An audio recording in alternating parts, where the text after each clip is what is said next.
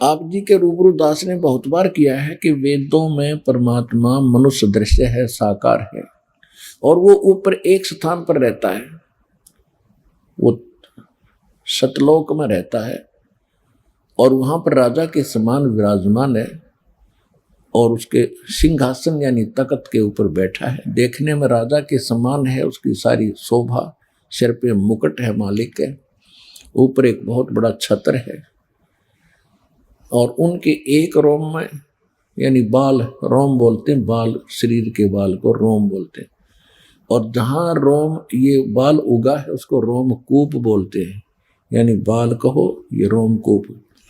तो इसमें करोड़ सूर्य मिला दे, करोड़ चंद्रमा, इतना उनके एक बाल की शोभा है। ये वेदों में लिखा है और यही परमात्मा ने स्वयं आकर बताया है और यही उन महापुरुषों ने ज्ञान दिया है, बताया, आंखों देखा जिनको परमात्मा मिले हैं। और वो परमात्मा फिर वहां से चलकर आता है, सह शरीर आता है और 3 प्रकार से वो अपनी लीला करता है। 3 प्रकार के शरीर से 3 प्रकार की लीला में शरीर बनाकर करता है। एक तो वो ऊपर बैठे रहते हैं, दूसरा जब संसार में आते हैं प्रत्येक युग के अंदर एक शिशु रूप धारण करके किसी सरोवर के अंदर कमल के फूल पर विराजमान होते हैं, वहां से उनको निसंतान पति पत्नी दंपति उठा ले जाते हैं, वहां उनके घर उनकी परवरिश होती है और भगवान की परवरिश बालावस्था में कंवारी गायों से होती है, ऐसा हमारे वेद बताते हैं। ऋग्वेद मंडल नंबर 9 सूक्त 1 मंत्र 9 में ये प्रमाण है कि उस नवजात शिशु रूप में प्रकट परमात्मा की परवरिश की लीला कंवारी गायों के द्वारा होती है और फिर वो धीरे धीरे लीला में शरीर में बड़ा होते हैं तो छोटी सी आयु में ही वो परमात्मा बड़े बड़े विद्वानों के छक्के छुड़ा देते हैं ज्ञान में, क्योंकि वो आते ही ज्ञान बताने के लिए। इसी प्रकार लीला करते हुए आज से 600 वर्ष पहले भगवान वो पूर्ण परमात्मा काशी के अंदर बनारस शहर में एक लहर तारा नामक तालाब था, उसमें कमल के फूल खिले हुए थे और लहर तारा तालाब जो है गंगा दरिया के जल से जो वर्षा के दिनों में ओवरफ्लो होकर के गौ घाटों पर से उतर के एक सरोवर का रूप धारण कर लेता था और सारा साल उसका निर्मल जल रहता था। उसमें कमल के फूल उगे हुए थे, कमल के फूल पर आकर परमात्मा सतलोक से आकर विराजमान हुए और नवजात शिशु का रूप बनाकर वहां कमल के फूल पर वो विराजमान हो गए। इनके प्रत्यक्ष दृष्टा थे ऋषि अष्टानंद। अष्टानंद नाम के एक ब्राह्मण ऋषि थे, उसमें स्वामी रामानंद एक बहुत बड़े विद्वान माने जाते थे वेद और गीता के पुराणों के, तो उनके शिष्य थे अष्टानंद जी। अष्टानंद जी प्रतिदिन उसी सरोवर पर स्नान करने के लिए जाया करते थे। गर्मी का मौसम था, ज्येष्ठ उतरते की पूर्णमासी, ज्येष्ठ सुदी पूर्णमासी को प्रतिदिन की तरह अष्टानंद भी नहाकर स्नान करके साधना करने के लिए तत्पर थे। उधर से परमात्मा सतलोक से नवजात शिशु रूप में आ रहे थे। उनका बहुत ज्यादा तेज था, जैसे तारा सा टूटता है। अष्टानंद जी ने देखा कि प्रकाश इतना गजब का प्रकाश किस चीज का है। जो ही उसने चरम दृष्टि से देखना चाहा, उसकी आंखें बंद होगी, इतना नूर था, इतना तेज था। जैसे हम सूर्य की ओर देखते हैं तो हमारी चरम दृष्टि सूर्य को के प्रकाश को सहन नहीं कर पाती, आंखें बंद हो जाती है। बंद होने के बाद हमें सूर्य का जो प्रकाश रहित आकार होता है केवल वो दिखाई देता है। इसी प्रकार जब अष्टानंद जी ने ऊपर से आ रहे प्रकाश पुंज को देखा, उसकी आंखें उसको सहन नहीं कर सकी, आंखें बंद हुई, साइड में कर ली। तो क्या देखा कि उसने एक नवजात शिशु देखा, प्रकाश रहित शरीर उसका, और उसी का वो प्रकाश था फिर आंखें खोली तो क्या देखा कि वो प्रकाश एक कोने में लहरता रहा तालाब में सिमट गया। अंधेरा था, ब्रह्म मुहूर्त यानी सूर्य उदय होने से लगभग 1.5 घंटा पूर्व की बात थी पहले। उसको फिर कुछ दिखाई नहीं दिया, अपनी आंखों में जरूर उसके प्रतिबिंब बन गया था बच्चे का, वो कुछ देर में समाप्त हो गया। अब उसने सोचा भी ये तो बहुत ही अजीबोगरीब दृश्य मैंने देखा है। अब भगत साधक को कोई समस्या आती है भक्ति मार्ग में तो अपने गुरु जी से ही समाधान चाहते हैं।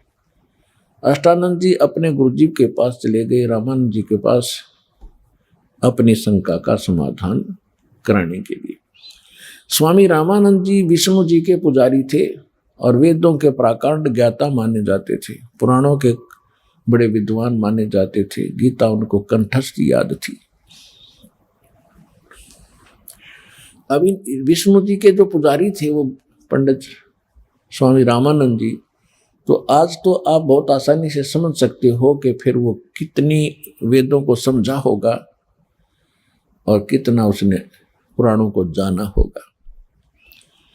फिर भी उस आधार से उस समय वो बड़े विद्वान माने जाते थे और 1400 ऋषि प्रचारक बना रखे थे, उनमें से एक अष्टानंद जी भी थे।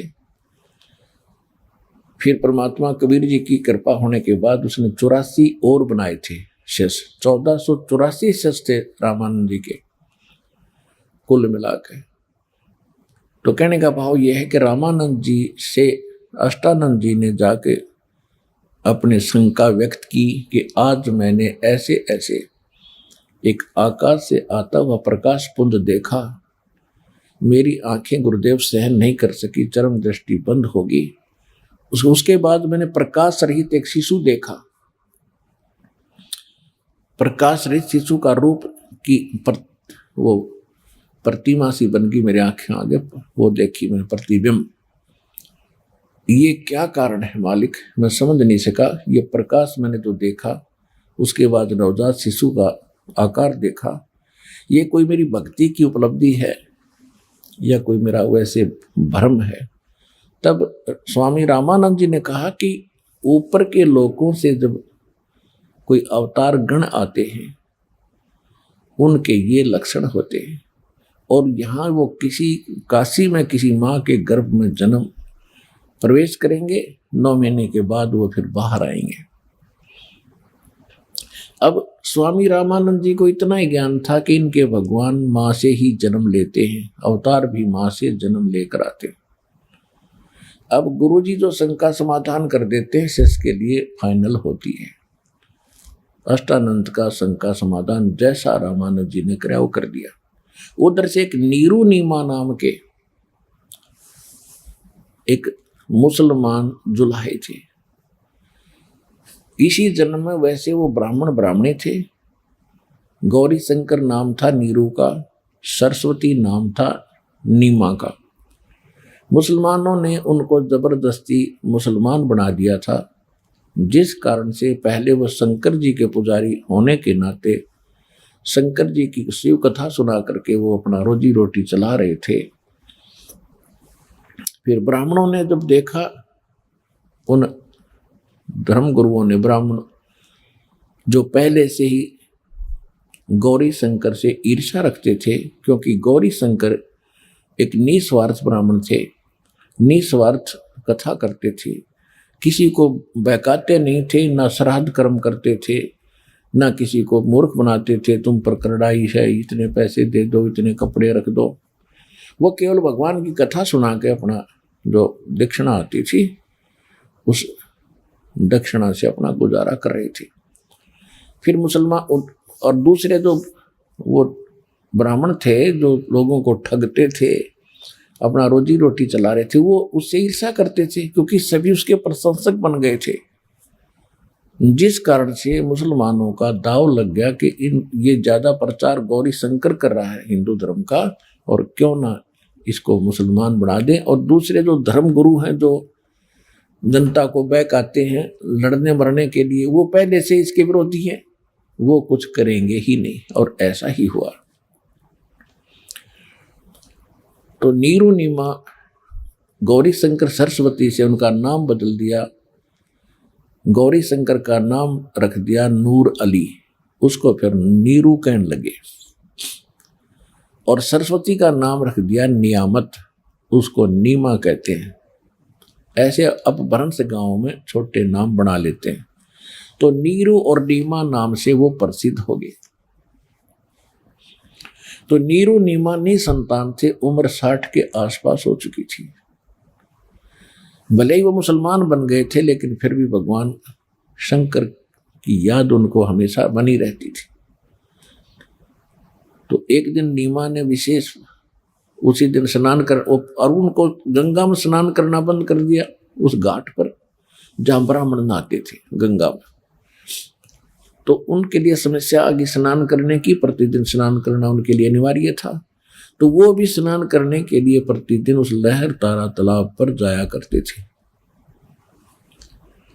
जिस दिन परमात्मा वहां सतलोक से चलकर आए, कमल के फूल पर लहर तारा तालाब में प्रकट हुए, अष्टानंद जी ने उनको देखा।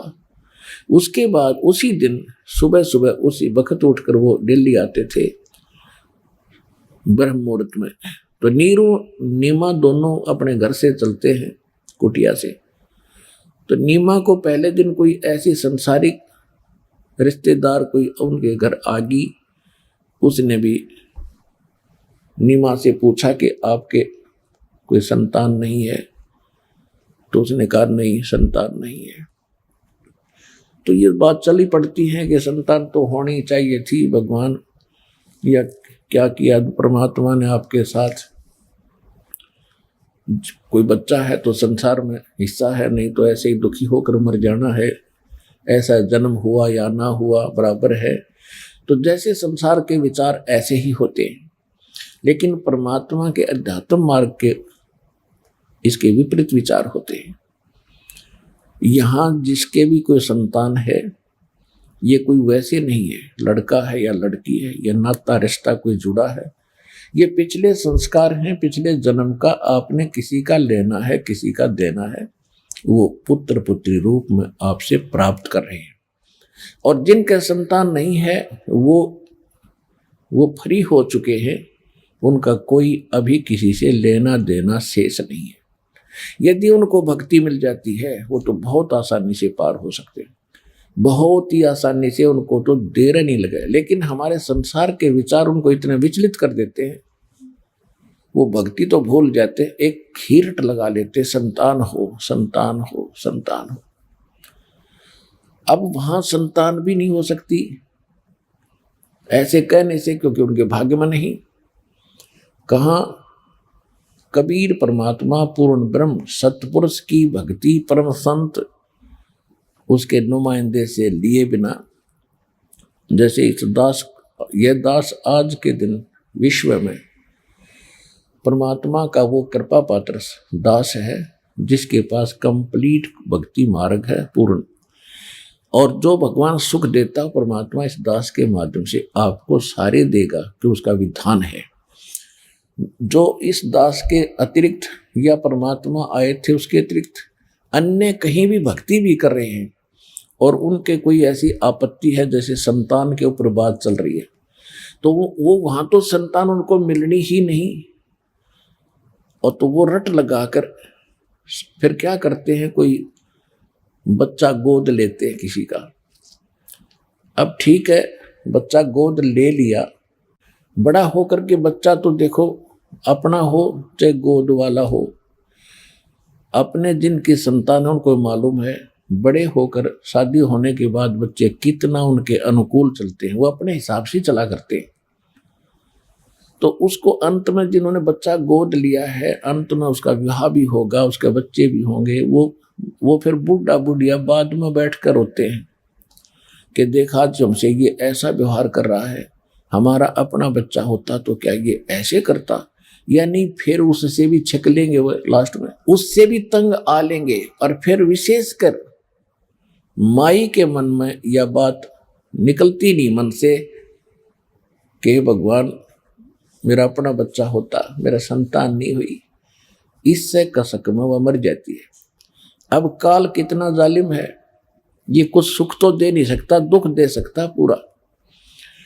फिर वो क्या बनती है वो बहन, अगले जन्म में उसको कुतिया का जन्म मिलता है, क्योंकि संतान की भूखी मरी थी, कुतिया बन गई। अब काल मजे लेता है उसके के लिए, तो संतान पैदा कर करके छकले, एक एक 8-8, एक एक 8 साल में 2 पूरे कर ले, अपनी कसर काट ले। फिर बनाओगा सूरी, उसने सूरी ले, फिर 12 कट्ठे पैदा कर ले। ये भी तो संतान है, वो किनारी संतान थी। तो वह दुर्गति और मोल ले ली उस बहन ने, वहां भक्ति भी नहीं थी और वह संतान भी नहीं मिलनी थी। और यहाँ क्या होगा, भगवान के शरण में आने से एक तो ज्ञान होगा। अगर परमात्मा चाहेगा तो आपको संतान भी देगा। भगवान के हाथ में सब कुछ, 1 मिनट में हाथ जुड़वा देगा भगवान। लेकिन यहाँ उद्देश्य आपका मोक्ष कराना होना चाहिए। आपका उद्देश्य मोक्ष कराना होना चाहिए, ना कि केवल ये व्यर्थ की डिमांड ही लेकर बताना। परमात्मा आपके, क्योंकि हमारा उद्देश्य मोक्ष कराना, और मोक्ष हो गया तो आपका सदा का झंझट मिटेगा। ये लड़के लड़की संतान तो असंख्यों बार पैदा कर लिए, असंख्यों बार आपके सामने मर लिए, और हाहाकार आपने 100 बार कर ली। तो ये कोई जीवन नहीं है। इसी आशा को लेकर ही केवल सतलोक आश्रम बरवाला में आना आपका व्यर्थ है। यहां आने के लिए मूल उद्देश्य आप मोक्ष समझो, जो सबसे दुर्लभ वस्तु यहां प्राप्त है। उसके साथ साथ परमात्मा चाहेगा कि आपको कोई संतान अपनी देनी है तो दे देगा, आपके बच्चे पाल पोस देंगे, उसकी आत्मा को बड़ी करेंगे। और नहीं देता है तो शुक्र बनाओ दाता का कि आप जो करोगे वो सही करोगे मालिक। और हमें तो ज्ञान नहीं, अपना मोक्ष उद्देश्य रखो, नहीं तो फिर वह दुर्गति होगी जो अभी बताई। तो यहाँ पर परमात्मा की शरण में आने के बाद एक तो ज्ञान ऐसा आपको निर्मल मिलेगा, शंका समाप्त हो जाएगी आपकी। असंख्य जन्म हम जन्म लिए, असंख्य जन्म हम मृत्यु को प्राप्त हुए, असंख्य जन्मों में हमारी ना जाने कितनी कितनी संतान वाली। संतान परमात्मा देता है, धन्यवाद दाता का। नहीं देता है तो ये समझो कि हमारे ऊपर मेर घनी मालिक की, हमारा पीछा छूट जाए। इस क्योंकि जब आप यहां से जाते हो संसार में तो आपको 100% 100% लोग उन विचारों के मिलेंगे जो ये कहेंगे कि वे संतान तो चाहिए थी, एक बालक तो होना चाहिए था। तो फिर उस बहन के, उस भाई के जो संतान नहीं है उनका फिर वो इंजेक्शन लगा देते हैं और वो फिर प्रेरित तड़फ जाते हैं बच्चों के ही लिए। तो उसकी उनके लिए यहाँ आना अनिवार्य है। परमात्मा चाहेगा तो पता नहीं कितनी संतान दे देगा। ऐसे ऐसे भी दास ने देखे जो 50 साल की उम्र हो गई थी, 55 साल की, तब उनको संतान दे दी। लेकिन सच्ची लौ देख कर, सच्ची आस्था देख कर कि ये केवल बच्चे बच्चे नहीं, अब ये मोक्ष भी मांग रहे हैं, तब बच्चे देगा आपको। और तुम केवल बच्चे बच्चे मांगोगे, कतई नहीं देगा, क्योंकि आपको नरक में थोड़ा डालना परमात्मा ने। तो हमने सबसे पहले ज्ञान समझना है। यहाँ पर हजारों की संख्या में आपको दिखा दूंगा जिनके 8-8 साल बयान हो गए थे, 20-20 साल हो गए थे, 15-15 वर्ष हो गए थे, उनके आज हाथ जुड़वा दिए दाता ने, इकट्ठे 2-2 दे दिए, एक बार। तो कहने का भाव यह है कि जब आपकी आस्था यहां हो जाएगी ना, भगवान मन तब मोक्ष दो, तब देगा आपको। और तुम यही मांगो कि बच्चा हो, और आपने वो नरक में डाला, अगर मानो बच्चा ऐसी गलती कर दे, जेल में आप भी हो और वो बच्चा भी हो, तो ऐसा परमात्मा थोड़ी फांसी गाल देगा आपके। तो इन बातों को आपने बड़ा ध्यान से विचार करना है जो दास वचन बोल रहा है। और फिर जब सच्चे दिल से आप ये कहोगे परमात्मा मोक्ष हो हमारा, उचित समझो तो दाता आप तो जानी जान है हमारे भविष्य में क्या होना है, आप अपने हिसाब से करियो। जब हृदय से ये पुकार करोगे फिर मालिक आपने सब सुविधाएं जो अनुकूल होंगी देगा।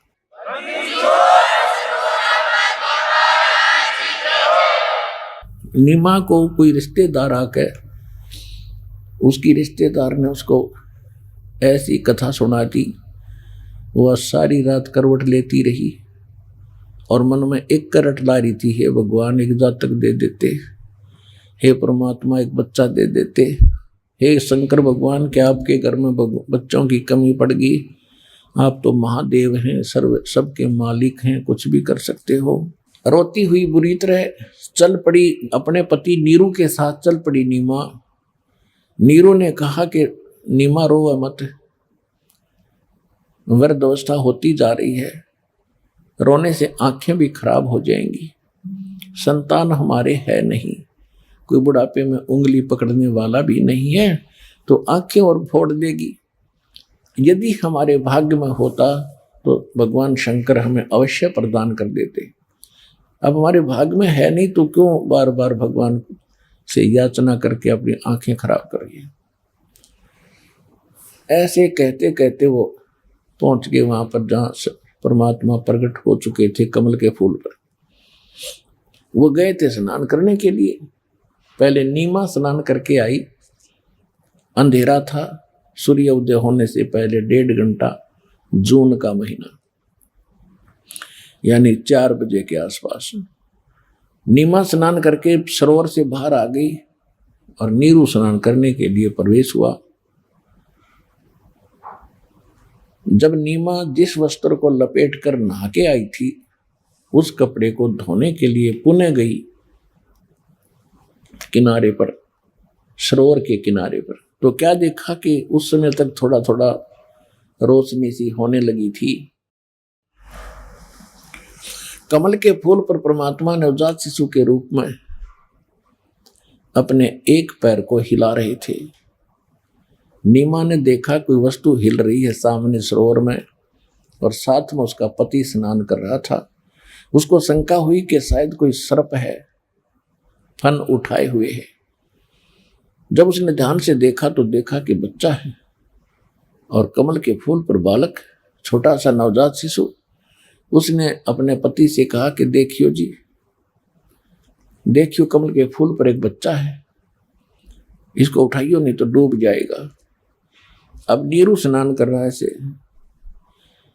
तो वो कहने लगा कि नीमा तू कति मेंटल होली, अब तुझे जल में भी बालक दिखाई देने लगे। मैंने बहुत बार समझा लिया है, तू छोड़ दे इस आशा को, भगवान पर विश्वास कर। तो उसने फिर जोर से कहा कि देखो जी मैं सच्ची कह रही हूं, देखियो सामने देखो। जब उसने उसकी कसक भरी आवाज सुनी नीरू ने, तो जिधर वो संकेत करे थी उधर ध्यान गया, तो क्या देखा, एक नवजात बच्चा कमल के फूल पर था। उसने कमल समेत तोड़ दिया, फूल के समेत तोड़कर अपनी पत्नी को थमा दिया। अब नीमा उस बच्चे को लेकर के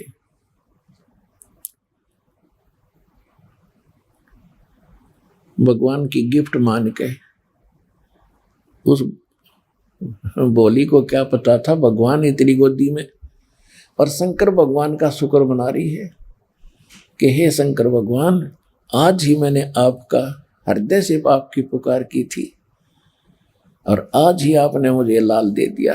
हे परमात्मा, सौ शुक्र है तेरा। और बहुत प्यार करती है अपने बच्चे की तरह, कभी मुंह चूमे, कभी लाड करे, माथा चूमे बालक का।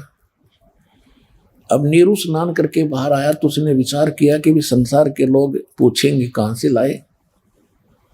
हम कहेंगे कमल के फूल पर मिला है तो लोगों को विश्वास नहीं होगा कि कमल के फूल पर बालक हो ही नहीं सकता।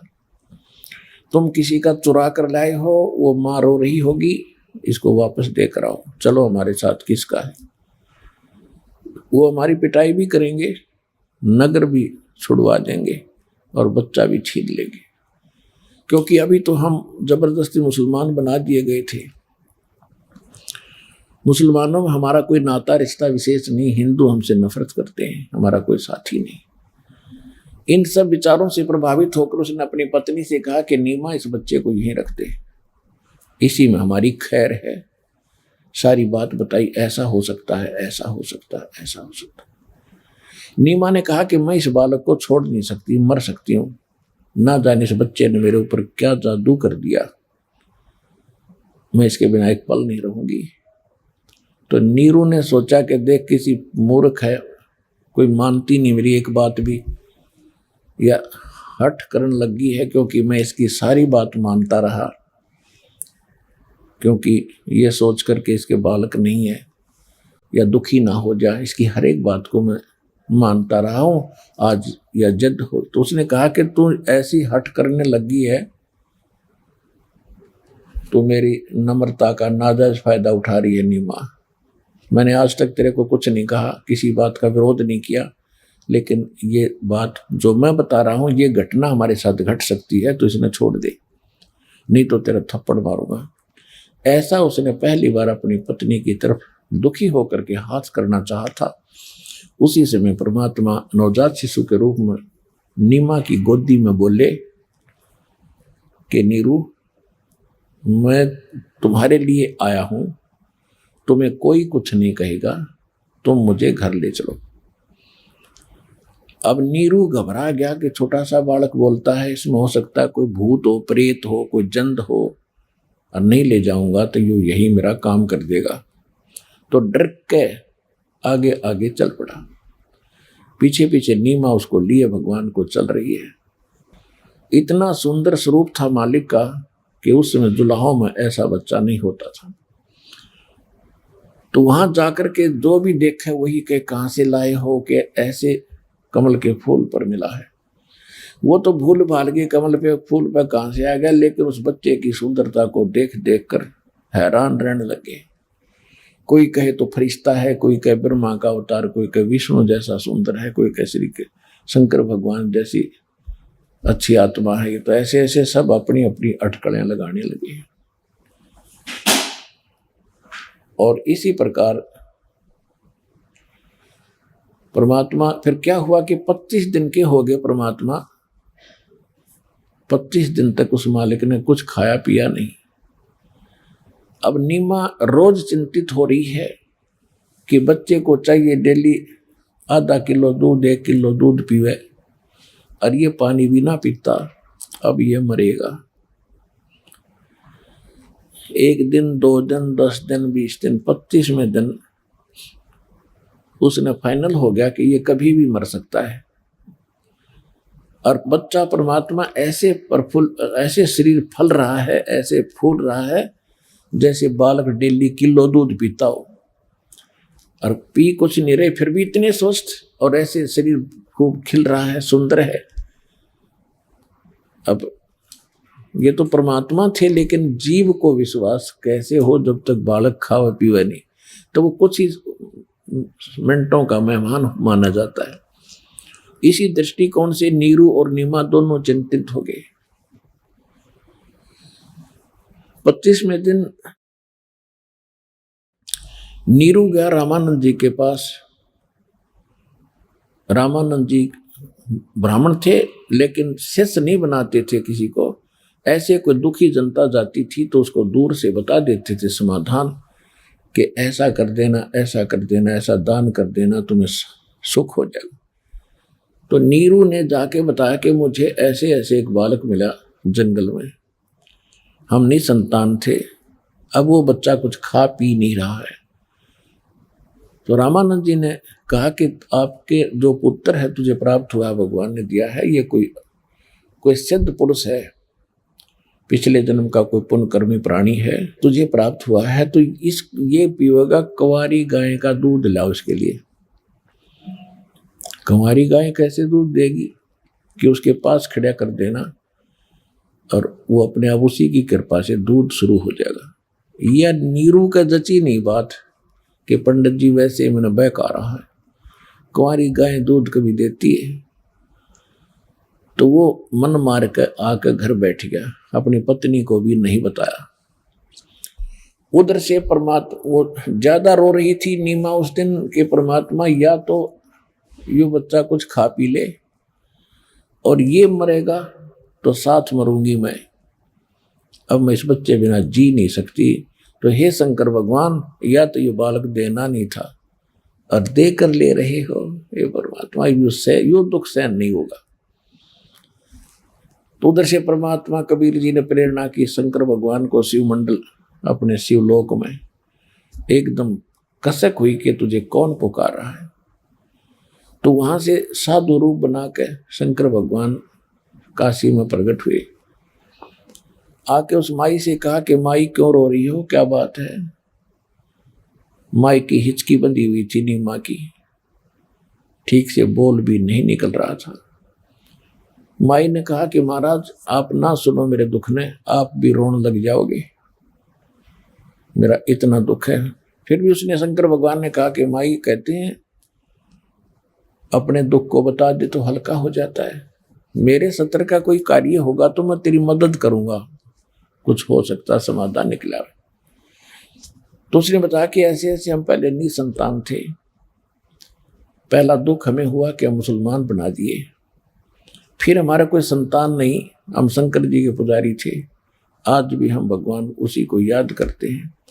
और उसको याद करते करते मेरी एक दिन भगवान ने सुने कि कमल के फूल पर एक बालक मिल गया, ये बच्चा, और ये अब कुछ खा पी नहीं रहा है, 25 दिन का हो गया है, जल भी नहीं पीता, दूध भी नहीं पीता, ये मरेगा ही मरेगा तो साथ में मरूंगी महात्मा जी, मैंने फाइनल कर लिया। तब शंकर भगवान ने कहा कि वो तेरा बेटा कहाँ, उसको लाइएगा। नीमा लाई उठा के, नीमा ने सोचा इस महात्मा के चरणों में रख दूं, ये जीवन दान दे दे मेरे बेटे ताई।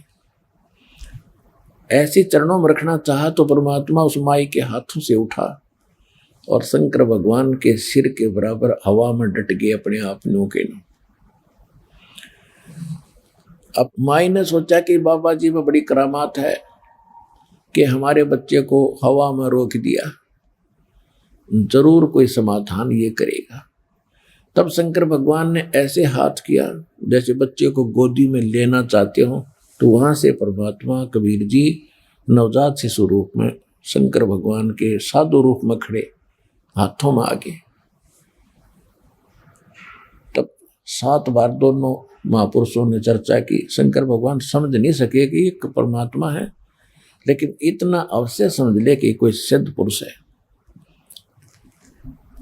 तो परमात्मा ने कहा शंकर भगवान से कि इस नीरू को कहो एक कुंवारी गाय लावे और कुमार के घर से एक सुच्चा बर्तन लावे, साफ सुथरा कोरा बरोला, यानी 5-7 किलो जिसमें दूध आ जाए।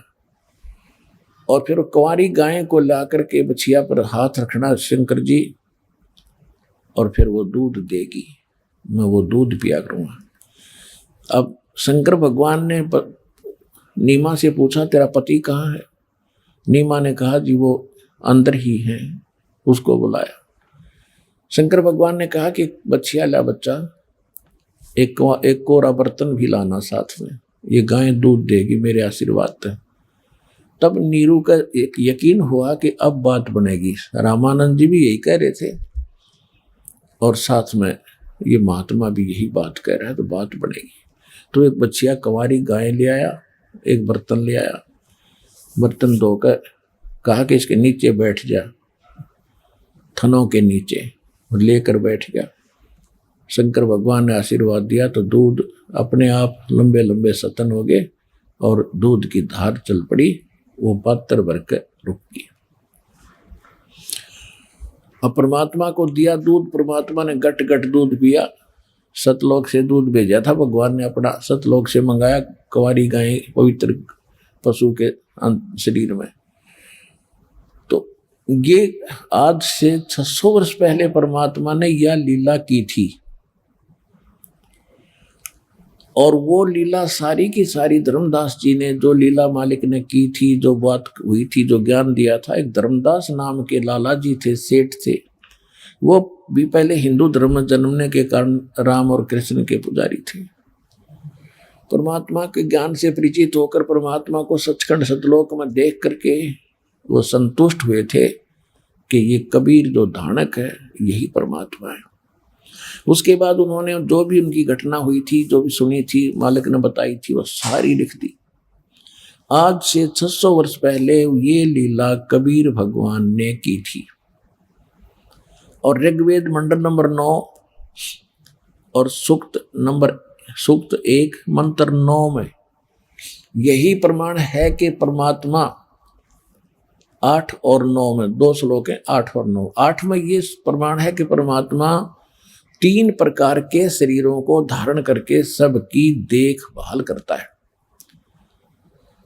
फिर 9वें श्लोक मंत्र में ये कहा है कि जब परमात्मा शिशु रूप धारण करके आता है, उसके परवरिश की बचपन में, बालापन में, बाल्यावस्था में शिशु रूपधारी परमात्मा के परवरिश की लीला कुंवारी गायों से होती है। अपने आत्माओं, आप वेदों को सही मानते हैं? वेदों को कोई ये कहने वाला पर्ची पर नहीं कि ये गलत है। और ये भी मानते हैं कि वेदों में परमात्मा की महिमा लिखी है, भगवान कैसा है, क्या लीला करता है। और वो लीला जो वेदों में लिखी है भगवान की, वो किसी ने की हो, ऐसी लीला ही किसी ने की हो, तो कौन है भगवान? जिसने वेदों अनुसार जो लीला और ज्ञान बताया और लीला की, ही इज गॉड। तो पहले आपको दिखाते हैं वेद में, और फिर दिखाते हैं आपको कबीर सागर में जो भगवान की लीला लिखी। 2 मिनट में अपने आप समझ में आ जाएगा हु इज गॉड।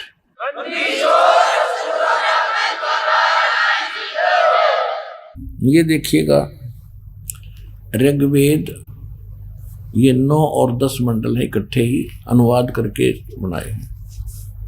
ये देखिएगा, ये कहाँ से छपा है?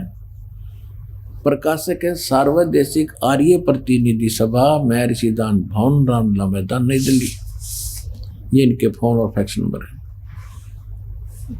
भाषार्थ भाष्य महर्षि दान सरस्वती कृत, मुद्रक है prince offset printers, 1510 Pataudi house, Daryaganj, Nai Delhi. अब इसके हम आपको 9वां मंडल, और ये प्रथम सूक्त है, और इसके यहाँ से शुरू होता प्रथम मंत्र। इसमें सब जगह पर सोम माने परमात्मा लिखा, ये ध्यान रखना। सोम माने सौम्य स्वभाव परमात्मन, सोम माने परमात्मा, शीतल स्वभाव का भगवान, सोम, ठीक, संस्कृत में, क्योंकि ये मूल पाठ में सोम शब्द है, ये अक्षर है। अब इसके चलते चलते ये परमात्मा की महिमा है सारी। अब ऋग्वेद मंडल नंबर 9 सूक्त 1, ऋग्वेद मंडल नंबर 9 सूक्त 1 मंत्र 2 में हे परमात्मा, यानी परमात्मा की महिमा ही है वेदों में। अच्छा, 3 में हे परमात्मन, और 4 में हे परमात्मन, और 5 में हे परमात्मन। ये वही ऋग्वेद मंडल नंबर 9 सूक्त 1 मंत्र 6 में हे परमात्मन, और इनका 7 में 9 समझ में आएगी कि तुम तो, अब देखो कैसी अज्ञानता इन लोगों की। महर्षि दानंद और आर्य समाज सब परमात्मा को निराकार मानते हैं, और वेद उन्हीं के द्वारा अनुवादित है। ये दास अनुवाद करता तो ये कहते ये लोग रामपाल को संस्कृत नहीं आती, ये गलत अनुवाद कर रहा है। यह भी समस्या हल कर रखी दाता ने कि इंजीनियरों से करा रखे अनुवाद भी। तो इसको कहते हैं मोती मुक्ता दर्शत नाही, ये जग है सब अंदरे, दिखत के तो नैन चश्म इनके फिरा मोतिया बंदरे। अब सुनी सुनाई रटला रखी थी भगवान निराकार है, निराकार है, निराकार है, और वेदों को पढ़े, हर वेदों को सत्य माने जो लिखा है, और अपनी बकवाद नो की नो अड़ाए रखी, वेदों वाला ज्ञान भी ना दिया हमारे को। वेद पढ़े पर भेद न जान, ये बाँचे पुराण 18, पत्थर की पूजा करें ये भूल गए सिरजनहारा। गुरु बिन वेद पढ़े जो प्राणी, समझन सार रहे अज्ञानी। गुरु बिन काहू न पाया ज्ञाना, जो थोथा वो छड़े मोड़ किसाना। तो ये सिद्ध, एक तो ये सिद्ध होगा कि ऋषि महर्षियों को आज तक वेदों का भी ज्ञान नहीं था।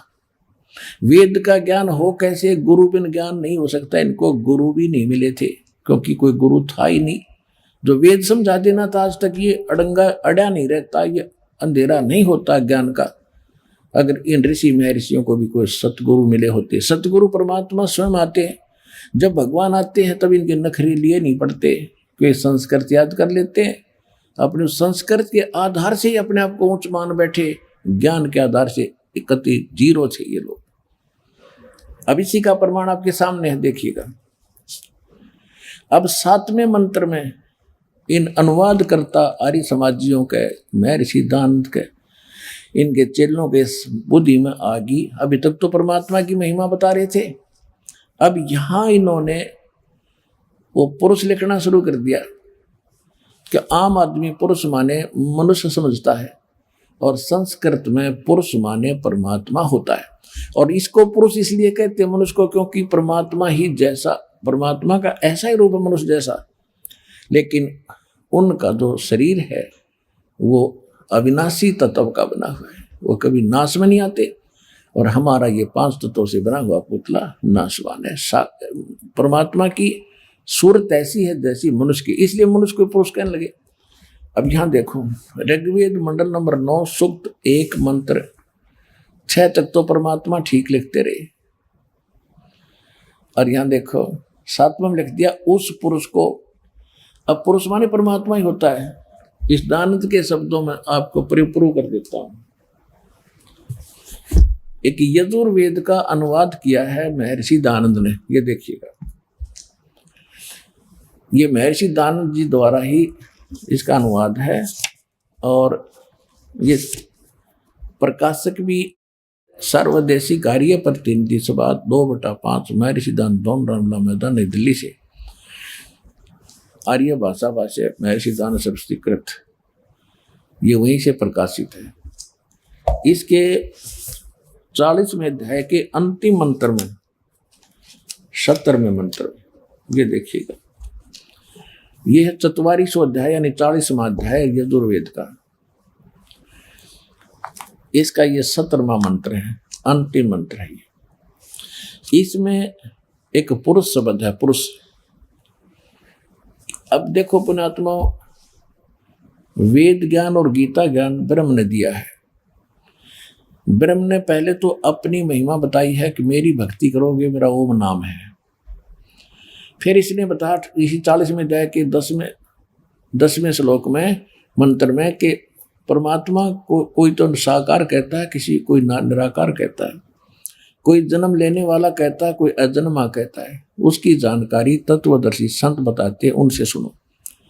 अब इन ऋषियों को तत्वदर्शी संतों मिला नहीं, अपनी अटकल से इन्होंने जैसे तैसे भी अनुवाद किए, वो आपके सामने है। तो 40वें अध्याय के 70वें श्लोक में ये वेद ज्ञान दाता क्या कहता है कि वो परमात्मा तो प्रोक्ष है, गुप्त है, उसके बारे में कोई नहीं जानता। कोई तत्वदर्शी संत बताता, उससे पूछो। और अपनी महिमा बताता है कि मैं ब्रह्म हूं, मेरा ओम मंत्र है। ये देखो 40वें अध्याय का 70वां श्लोक है। ये कहा खम ब्रह्म ओम, और यहां है ये देखो, हे मनुष्यों जैसे हरमेन माने ज्योत स्वरूपी रक्षक मुद से, यानी ज्योत स्वरूपी वैसे काल है। फिर ये कह रहा है कि मुद ज्योत स्वरूपी रक्षक मुद से अविनाशी यथार्थ कारण से आच्छादित मुख के तुल्य उत्तम अंग का प्रकाश किया जाता है, जो वह प्राण व सूर्य मंडल में पुरुष माने पूर्ण परमात्मा है। इन्हीं के शब्दों में हमने पुरुष का अर्थ देखना है। पुरुष माने पूर्ण परमात्मा है, वह प्रोक्ष रूप, वो तो प्रोक्ष है। और इसने अनुवाद थोड़ा सा हेरफेर किया है। फिर यूं कहता अहम मैं, वो तो परमात्मा गुप्त है, वो तो पूर्ण परमात्मा तो प्रोक्ष है, गुप्त है। और अहम मैं खम आकाश के तुल, उस आकाश यानी ब्रह्मलोक, आकाश रूपी ब्रह्मलोक में ब्रह्मकार देखो इसका, सबके गुण कर्म स्वरूप करके अधिक हूं। जिन्होंने कहा मैं ब्रह्म हूं, ब्रह्म माने ब्रह्म, मैं ब्रह्म हूं। और ओम सबका रक्षक जो मैं, उसका ओम ऐसा नाम जानो। ओम ये अर्थ ये है कि वो ब्रह्म है, वो ब्रह्म तो मैं हूं, और खम्भ यानी दिव्य आकाश रूपी ब्रह्म लोक में मैं रहता हूं, मेरा ओम नाम है। और वो परमात्मा पूर्ण परमात्मा पुरुष है, तो वो गुप्त है, उसकी जानकारी इसने बताए रखी, किसी तत्वदर्शी संत से पूछो। तो यहाँ पुरुष माने पूर्ण परमात्मा। अब इन्हीं के शब्दों से स्पष्ट करेंगे, इन्हें जितना गोलमाल किया था अब सामने आएगा। ये देखो, अब यजुर्वेद रख दिया, ऋग्वेद हमने उठा दिया। ये देखिएगा, ये वही प्रकाशक है इसके, सर्वदेशी कार्य प्रतिनिधि सभा, ये वही इनके अनुवाद करता, ये यहां से छपा है। अब हम 7वें श्लोक पर आ चुके हैं। ऋग्वेद मंडल नंबर 9 सूक्त 1। अब 6 तक तो इसने परमात्मा की महिमा शुरू कर रखी थी। यहां 7वें में इसने तम माने उस पुरुष को, यहां लिखना था उस पूर्ण परमात्मा को, तम उस पूर्ण परमात्मा को ज्ञान यज्ञ बलि प्रकार। फिर यहां देखो 8वें में इसने फेर कर दिया, तम उस पुरुष को, उस पूर्ण परमात्मा को, पुरुष माने पूर्ण परमात्मा सिद्ध कर दिया दास ने। उग्र गतियां प्रेरणा करती हैं, यानी जब संसार में हाहाकार मच जाता है, इससे प्रेरित होकर वो परमात्मा यहाँ प्रकट होता है। ये हमारे सारे सदग्रंथ भी बताते हैं, और ये गीता भी बताती है, ये वेद बता रहे हैं। ये देखो, ये उलझाना चाहते थे पर उलझे नहीं। अब हम शिक्षित हो गए। उस पूर्ण परमात्मा को, ये समझो पुरुष की जगह पूर्ण परमात्मा को उग्र गतियां यानी भयंकर परिस्थितियां प्रेरणा करती हैं, और भासमान शरीर को वह पूर्ण परमात्मा प्राप्त होता है। पुरुष माने पूर्ण परमात्मा, यानी वो यहाँ से शरीर या शरीर धारण करके आता है। आगे देखो, उसी का शेष है यहाँ पर 8वें मंत्र का, ऋग्वेद मंडल नंबर 9 सूक्त 1, हम 8वां पढ़ रहे, जिसमें जो शरीर प्राप्त करता है, इसमें 3 प्रकार से दूसरों का वारण माने कल्याण करने वाला मधु में शरीर मिलता है। वो परमात्मा 3 प्रकार के शरीर से हमारी देखभाल करता है, और जब उग्र गतियां प्रेरणा करती हैं तो वो परमात्मा यहाँ एक सुंदर शरीर प्राप्त करके प्रकट होता है। आगे देखो 9वें में फिर क्लियर होता है। ऋग्वेद मंडल नंबर 9 सूक्त 1 के मंत्र 8 को हम पढ़ चुके। 9वां देखो, ये 9वां श्लोक मंत्र है। अभी इम अधन्या उत्सरती धेनव शिशुम, ये शिशुम लिखा, शिशु रूप धारण। सोम सोम इंद्राय पाथवे, इन्हीं के शब्दों में अनुवाद पढ़ेंगे। इमम माने इस या उस, सोम माने परमात्मा पूर्ण पुरुष को, उस पूर्ण परमात्मा को सोम माने, या पढ़ी चुके इनके शब्दों में सोम माने भी परमात्मा लिखा है ना। यहाँ देखो प्रथम मंत्र में ये सोम माने परमात्मा, ये देखो परमात्मा। तो हम आपको ऐसे तरीके से दास सिद्ध करेगा कि अनपढ़ से अनपढ़ अगर थोड़ा सा भी अक्षर ज्ञान रखता होगा तुरंत समझ जाएगा इनकी हेरा फेरी को, और सच सामने आ जाएगी। ये देखिए, अब हम आगे ऋग्वेद मंडल नंबर 9 सूक्त मंत्र के 9 में, एक के सूक्त 1 के मंत्र 9 में, तब इम माने उस, सो माने उस परमात्मा को, पुरुष माने पूर्ण परमात्मा समझ लें हम, इससे भी हम सिद्ध कर लेंगे, कर ही चुके हैं। उस पूर्ण परमात्मा को शिशुम कुमार अवस्था में ही सब प्रकार से अधन्या, अभी अधन्या धेनव, धेनो माने गौवे, अहिंसनीय क्या होता है, अधन्या माने बिना धनाई, अभी माने पूर्ण रूप से। अभी अधन्या का अर्थ है जो बैल ने सांड ने टच भी ना करी हो, कंवारी। अब जैसे हरियाणा के अंदर हमारे गाय को जो गर्भ धारण नहीं किया हो तो उसको कहते हैं ये बिना धनाई है, अधन्या, बिना धनाई। इसी प्रकार ये वेद बता रहे हैं कि अभी अधन्या धेनव शृणंती, अभी अधन्या माने पूर्ण रूप से जिसको सांड ने बैल ने टच ना किया हो, उन कौवों के द्वारा उस नवजात शिशु रूप में प्रकट परमात्मा के परवरिश की लीला होती है। वो गव्यें परमात्मा को तृप्त करती हैं। वेद कह रहा, देखिए, उस सोम स्वभाव वाले परमात्मा को, पुरुष को, परमात्मा को जो शिशु रूप धारण करके प्रकट होता है, इसका अर्थ ये बनता सही। और सब प्रकार से अभ्यधन्या यानी कंवारी, गौधेनव माने गौवें तृप्त करती हैं। इन इंजीनियरों के ही अनुवाद में सिद्ध हो गया कि उस परमात्मा को जो शिशु रूप धारण करके यहाँ प्रकट होता है लीला में, शरीर में, जो 3 प्रकार से वो हमारे यहाँ हमें हमारी देखभाल करता है। एक तो ऊपर रहता जब वो बिल्कुल तेजों में शरीर बना लेता है, यहाँ आता हल्का तेज पुंज का शरीर बनाता है। उसमें 2 प्रकार हैं यहाँ जब आता है। एक तो ऐसे शिशु रूप धारण करके प्रत्येक युग में प्रारंभ में एक लीला करते ही करते हैं। उसके बाद फिर तीसरा जो प्रकार है वो कभी भी कहीं भी एक जिंदा महात्मा या ऋषि या साधु संत का रूप बनाकर कहीं भी प्रकट होके अपने भक्तों को आशीर्वाद देते हैं, उनको भक्ति मार्ग पर लगा जाते हैं, उनके संकट को भी दूर करते हैं।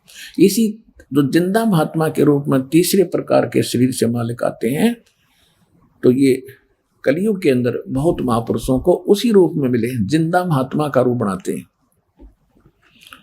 तो अब जो प्रसंग चल रहा है, अब ये तो वेद ने प्रूव कर दिया, सिद्ध कर दिया, प्रमाणित कर दिया कि परमात्मा जब शिशु रूप धारण करके यहाँ प्रकट होता है तो उस समय कंवारी गायें उसकी परवरिश करती हैं, यानी कंवारी गायें दूध देती हैं जब वो परमात्मा पीता है। अब ये लीला की किसने? ना श्री राम ने करी, ना कृष्ण जी ने करी, ना किसी और देव ने आज तक बता दो किसी के इतिहास में होता। तो जिसने वेद अनुसार लीला करी ही इज गॉड। अब आपको दिखाते हैं कबीर सागर। ये देखिएगा पवित्र कबीर सागर 600 वर्ष पहले ये लिखा गया था। परमात्मा के समय में ही धर्मदास जी ने लिखा था। खेमराज श्री कृष्ण दास प्रकाशन मुंबई। ये देखिएगा इसका कौन अनुवादक है? कबीर पंथी भारत पथिक स्वामी युगलानंद विहारी द्वारा परिष्कृत। मुद्रक एवं प्रकाशक खेमराज श्री कृष्ण दास, अध्यक्ष श्री वेंकटेश्वर प्रेस, खेमराज श्री कृष्ण मार्ग दास मार्ग मुंबई। इसमें देखिएगा ये ज्ञान सागर है, इसमें एक चैप्टर है। इसके हम 73 पृष्ठ पे थोड़ा सा लेते हैं क्योंकि इसमें थोड़ी सी जो कबीर पंथी, जो 12 नकली कबीर पंथी हुए हैं परमात्मा के जाने के बाद, तो उन्होंने इसमें थोड़ी बहुत अपनी अनजानपने में कुछ फेरबदल किया है, फिर भी सच्चाई रह गई है। देखिएगा इसमें है, ये 73 पृष्ठ पढ़ेंगे कबीर सागर। शंकर वचन तोरे घर पंडित अधिकारी, झूठ बोल कस बोलो नारी, हरि कमला सम देखो ज्ञाना, बुद्धिवंत तुम पुत्र सुजाना, सुनकर महिमा पुत्र की, नारी धरे तब पाओ, हे स्वामी मम इच्छा स्वर्ण वचन सुनाओ। यानी शंकर भगवान आके मिले थे। उसके बाद फिर क्या हुआ कि रामानंद के पास नीरू गया। तो नीरू की रामानंद की क्या बातें हुई वो दिखाते हैं आपको। ये है 74 पृष्ठ पे, ज्ञान सागर के 74 पृष्ठ पे। सुन जुल्हा मन भयो आनंदा, जिमी चकोर पाया निश्चंदा, ले सुत चले हरस बन कीन्या, पुत्र को लेकर घर आगे, अर्थात सो पुन असबोल ही दीना। सुत काशी को ले चले, देखन लोग देखन ते आव, काशी में लेकर आगे जनता देखने आ रही है। और अन्न पानी खावे नहीं, बख्शे नहीं, अर्जुल्ला शोक जनावे। अब क्या कर रहे हैं कि वो कुछ खाना पीना नहीं कर रहे थे, इसलिए वो दुल्हा नीरू दुखी हो रहा था। तब जुल्हा मन कीन दीवाना, रामानंद सो कही उत्पाना, मैं सुत पायो बड़ो गुणवंता, कारण कौन बखे नहीं संता।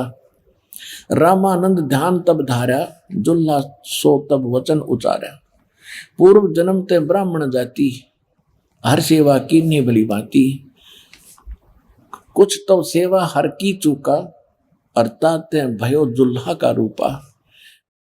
प्रीति प्रभु गह तोर लीनी, ताते उद्धान में सुत तो दीना। अब क्या कह रहे हैं, रामानंद की और नीरू की वार्ता हो रही है। तो रामानंद जी कह रहे हैं कि तू पहले जन्म में ब्राह्मण था और तूने कोई भगवान की भक्ति में कोई त्रुटि की, जिस कारण से तू आज एक शूद्र जाति में उत्पन्न हो गया, और जिस कारण से परमात्मा ने तेरी कोई प्रीति विशेष, तेरी पूर्व जन्म का को प्रेम जानकर, तेरी भाव भक्ति देखकर यो जंगल में तुझे एक पुत्र दे दिया। अब नीरू कहता है कि हे भगवान, ठीक है मैंने कोई गलती की होगी, वह तो गई बात, उसको छोड़ो, वो तुमने सजा पाली, लेकिन इसका समाधान बताओ कि मुझे एक पुत्र मिला है और ये कुछ खा पी नहीं रहा, इसका कोई समाधान करो। तो क्या बताते हैं, हे प्रभु जस कीन्हो तस पायो, मैंने जैसा किया था वो तो मुझे मिल गया, गलती की मैं जुलाहा बन गया। आर्थ हो तो दर्शन आयो, मैं संकट के समय आपके पास आया हूं। रामानंद जी से नीरू कह रहे, सो कहिए उपाय गुसाई, बालक अक्षुदावत कुछ खाई। ये भूखा बालक कुछ खावे, ऐसा उपाय बताओ। रामानंद जी अस युक्ति विचारा, तो पुत्र कोई ज्ञानी अवतारा, तब सुत कोई ज्ञानी अवतारा। तेरा पुत्र है ये कोई विद्वान पुरुष है, और बचिया जाही बैल नहीं लागा, बचिया जाही बैल नहीं लागा, और सोले ठाड़ करते ही आगा। एक बचिया ले आओ जिसको बैल ने टच ना किया हो, कंवारी, और उसके सामने खड़ा कर दो। दूध चले ते थन ते, दूध ही धरो छिपाए, और अक्षुदावंत जब होवे तब को देखवाए। कि उस दूध निकल देगी वह कुंवारी गाय, और उस दूध को छुपा कर रख लेना, और भूखा हो जब पिला देना। जुल्हा एक बचिया ले आवा, और चलो दूध कोई मरम न पावा। चलो दूध जुल्हा हरसाना, और राख छिपाई कहो नहीं जाना। अब यहां फिर क्या बताया है, दूध तब पीवत नाम कबीरा, और खेलत संत संग मत धीरा। कि फिर उस परमात्मा ने कंवारी गाय का दिया हुआ दूध पिया। अब यहां थोड़े से विचलित हो गए, जैसे कबीर वाणी, कबीर सागर में कबीर वाणी एक चैप्टर है, उसमें 136 137 पृष्ठ पे परमात्मा ने एक व्याख्या बताई है कि मेरे जाने के बाद रामदास 12 पंथ चलेंगे, मेरे नाम पर काल चलावेगा। 12वां पंथ जो होगा वो गरीबदास का होगा। संवत 1774 में उसका जन्म होगा गरीबदास का। जब वो 10 वर्ष का हो जाएगा तब मैं उसको मिलूंगा, और फिर मेरी महिमा से परिचित होकर उसके द्वारा मेरी पुण्य वाणी प्रकट होगी। क्योंकि बीच में ये 12 काल के दूत मेरे कबीर सागर में थोड़ी बहुत अपनी बुद्धि अनुसार ये त्रुटि पैदा कर लेंगे। उसकी पूर्ति के लिए 12वें पंथ के प्रवर्तक गरीबदास जी द्वारा मेरी महिमा की पुण्य वाणी की पूर्ति होगी, जो पहले गड़बड़ कर दी। अब ये इतना तो सिद्ध हो ही गा कि कुंवारी गाय से परमात्मा की परवरिश हुई कबीर साहिब की। गरीबदास जी ने स्पष्ट किया है कि शिव उतरे शिव मंडल से, अवगत बतन विनोद, और 7 बार चर्चा करी लिया इसको गोद। अन ब्यावर को दूध है दूध दिया तत्काल, शिव को कर मस्तक धरा ताशिव भय दयाल। यानी शंकर भगवान आए, उन्होंने उस बछिया के मस्त कमर पे हाथ रखा, जब उस कुंवारी गाय ने दूध दिया। अन ब्यावर यानी कुंवारी को दूहत है, दूध दिया तत्काल। तो कहने का भाव ये है कि जो परमात्मा ने लीला की कबीर साहब ने, वो आज से नहीं 600 वर्ष पहले लिखी हुई है, और वेद हमारे हजारों वर्ष पर लाखों वर्ष पहले के बता रहे हैं कि परमात्मा ऐसी लीला करता है। तो ये लीला आज तक किसी ने की है क्या? जिनको भगवान मानते थे, इससे सिद्ध है कि वो भगवान नहीं थे। भगवान is Kabir, God is Kabir. Kabir is God. Who Kabir?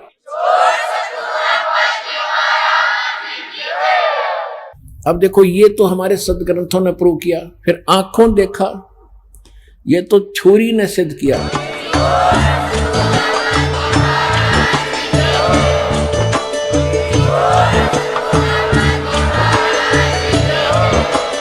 आप सुन रहे थे जगत गुरु तत्वदर्शी संत रामपाल जी महाराज जी के मंगल प्रवचन। अधिक जानकारी के लिए विजिट कीजिए हमारी वेबसाइट www.jagatgururampalji.org। संत रामपाल जी महाराज जी के शुभ आशीर्वाद से पूरे विश्व भर में 500 से भी ज्यादा नाम दीक्षा केंद्र हैं, जिन पर संत रामपाल जी महाराज जी द्वारा ऑनलाइन निशुल्क नाम दीक्षा दी जा रही है। अपने नजदीकी नाम दीक्षा केंद्र का पता करने के लिए संपर्क करें 8222880541।